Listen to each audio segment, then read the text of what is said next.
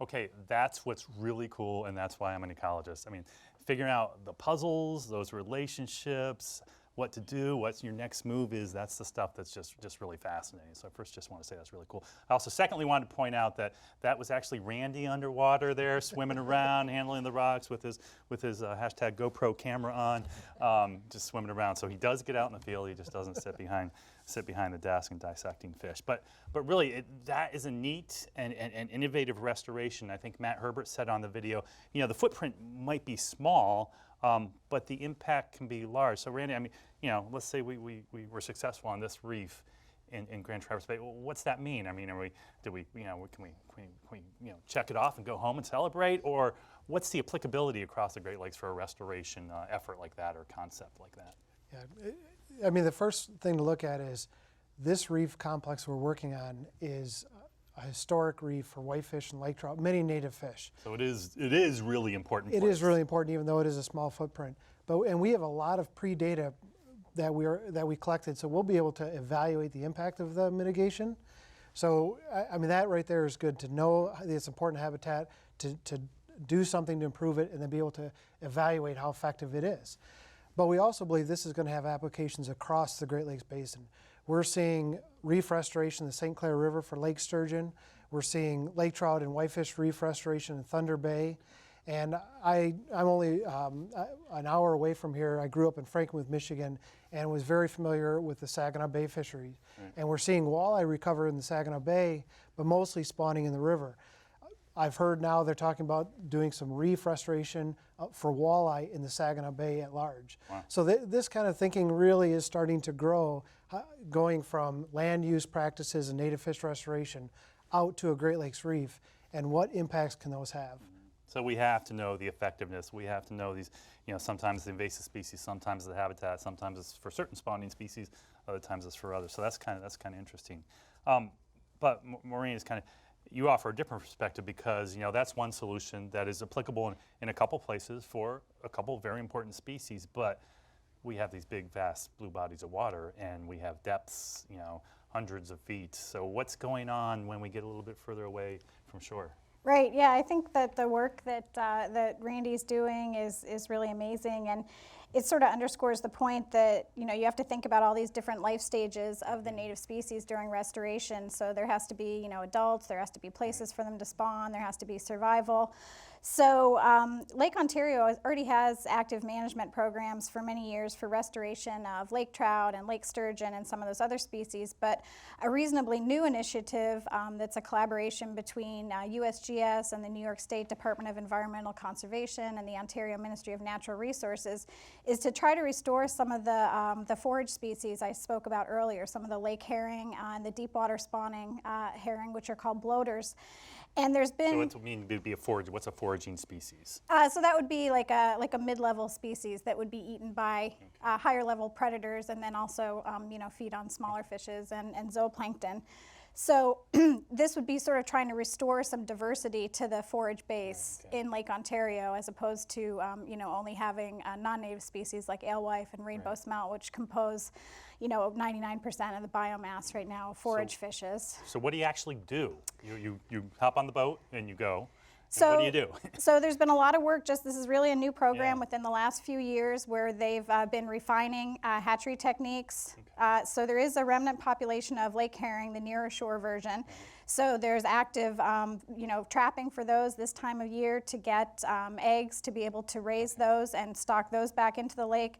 And then for bloater, which were completely wiped out of the lake in the mid-1980s, those spawning fish actually came from Lake Michigan, and it was a really, you know, a huge collaborative effort to get them and to start brood stock in New York to start stocking those fish back into the lake too. And there's really been some big strides in that.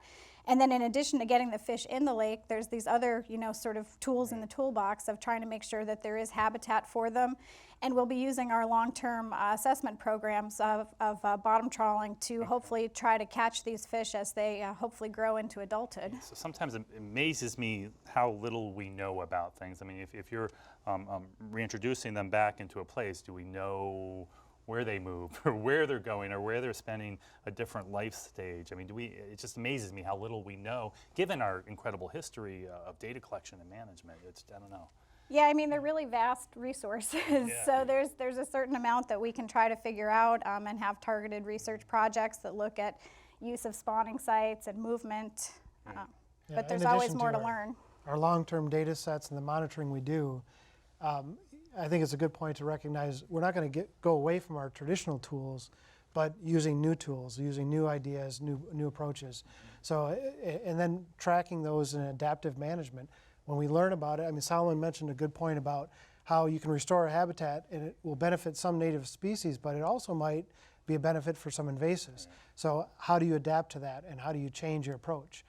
Okay, so Solomon, you talked a little bit earlier about some restoration you were doing with inland wetlands, dam removals, road stream crossing, and culvert repairs. I want to ask you kind of this methodology question, because there's a lot of cool tools and techniques. How do we track these fish species? How do we know when habitat's healthy? How do we learn about a new migration? Give us some ideas. And you also mentioned kind of sampling of some of the fish and measuring of the isotopes, and so give us some cues into the kind of the mystery methods. Sure. I like the toolbox analogy and everything, and so there's a lot of different techniques we use, and it depends on the system too. So with our northern pike restoration, that wetland restoration, we like to track the adults, and we like to track the young of the year fish that are produced from those spawns there. And so we use nets to keep track of how many fish are moving into a given wetland, and then we tag them with a little fluorescent tag, and that way we can keep an eye on the numbers of them, the males to females, those ratios. And then we also have little box traps that actually collect the young of the year as they move back out to the Bay of Green Bay, and then we can count them and then send them along on their journey. So that's more of a traditional method that we use in just basically counting and tagging some of those fish. Now there's more advanced techniques like the isotopes that you mentioned. So with the lake whitefish, we're looking at basically a chemical signature in that fish that accumulates in various areas of the fish, really. We look at the muscle tissue, and we use that as something of a spatial tracer. We might be able to say, this whitefish came from the river, this whitefish came from the lake, this whitefish spawned in this particular river. And so that's one of the techniques we're using with the whitefish. Now there's another project we've got going at Shedd, which is actually using satellite tags on sturgeon. So it really depends on the size of the fish, where that fish is going. So it's a whole suite of tools that we're using to track these migratory fish. And like you said, there's so little known about where they're going, how many are going. It's neat to be on that sort of frontier of these fish migrations. So Randy, we kind of started off the conversation earlier talking about we had a tool, we had some stocking, and we were worried about some invasive species, but it seems like we've got all different kinds of restoration techniques at all different places around them. But we didn't even begin to talk about coastal wetland restoration and reconnection at all. So it seems like now, and it's just blossoming over the past, I don't know, decade-ish. We've come a long way. We've come a long way, and it's just growing. So we have this whole set of toolbox. So I mean, it seems like we need all these different kinds of things. There's no magic bullet here to a healthy fishery. That's right. Yeah, we've come a long way from single species management. And as we put all these pieces together, we can look at how they interact. The unfortunate part is the new tools we need because there's new threats. Continued invasive species introductions, continued threats on habitat use, but you're absolutely right. I mean, there are multiple approaches. A reference some people would be familiar with is we have a better map of the moon than we do the bottom of the Great Lakes. Huge improvements in mapping techniques in the last 10 years. And most agencies that even do fisheries work now concurrently are doing mapping with their data. And the data is cross-referenced and shared. So I think it's a really exciting time to work in the Great Lakes and to realize that people have done a lot to hurt the Great Lakes or harm them, but now we have the power and the information to actually bring corrective action and make the Great Lakes better. So real quickly, without too much explanation, what's the one or two things that you're currently or the future you're a little bit concerned about? I think the continued threat of invasive species and sort of things that have the ability to have really large-scale changes, on the scale of, say, dry-scented mussels when they came in, that take many, many years to track and figure out. Solomon?